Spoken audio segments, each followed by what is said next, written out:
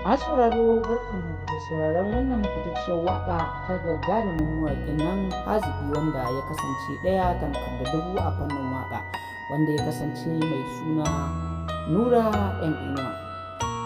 Nura M Inuwa na musamman jagoran mawaƙa, jigon mawaƙa wanda ake kira da suna sarkin waƙa na da kuma na yanzu, wanda ƙoƙarinsa ne ya sa aka bashi sarautar, ba wai kima da kuma yanayin yadda ya nuna kansa ba. Saboda kamar sauraro kada ku kasa a gwiwa domin ganin kun samu fitattun waƙoƙin shahararren mawaƙi Nura M Inuwa na da na yanzu. Ku kasance da wannan tasha domin samun bidiyoyin waƙoƙin Nura M Inuwa da sauran bidiyoyin mawaƙa na musamman.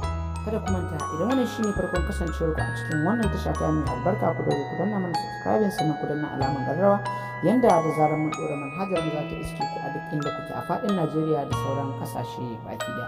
Kada ku manta mai sauraro, wannan tasha ta ɗauki jimirin kawo muku dukkanin wasu shirye-shirye na musamman game da shahararrun mawaƙa a kowane irin lokaci da kuma kawo muku waƙoƙi na musamman.